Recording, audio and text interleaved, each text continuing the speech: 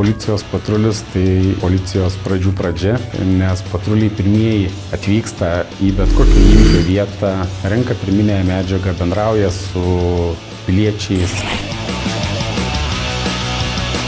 Visiškai nėra jokių monotoninių užduočių, nes kiekvieną darbo dieną tu nežinai, kokį iškvietimą vyks. Kas įvyko, papasakokit trumpai, kas įvyko. Patrulis turi būti nuolat budrus, kad galėtų įvertinti, kas čia vyksta, ar čia reikalingas policijos įsikišimas, galbūt reikalingas tik elementarus žmonių pakalbinimas, siekiant išsiaiškinti kažkokias tai aplinkybės. Vykdykit reikalavimus, leiskit man gerai.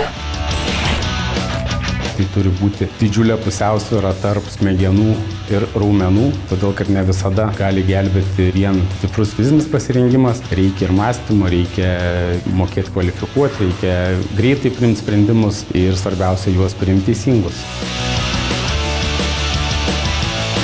Policijoje yra ir specialios parengties skyriai, kurių pareigūnai yra truputėlį aukštesnio pasirengimo negu paprasti reagavimo skyrių pareigūnai, rengiami darbui masinių renginių metu, galimų riaušių metu, sulaikymams, kol atvyks galbūt aras. Visus tokius įvykius rimtesnius vyksta specialios parengties skyriaus pareigūnai. Mano minėti pareigūnai turi ir kitokią tarnybinę uniformą, tai yra jos priedus, turi antiriaušinius komplektus, tai galbūt masiniams neramumams. Nesant tokių renginių, specialios parengties skyriaus pareigūnai atlieka tą patį patrulio darbą, tai reaguoja į visus įvykius.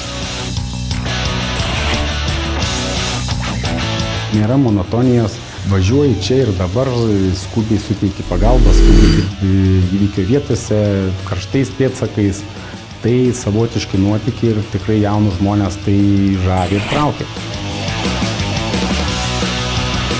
Iš kontakto su patruliu visuomenė ir susidaro didžiąja dalimi nuomonė apie policiją.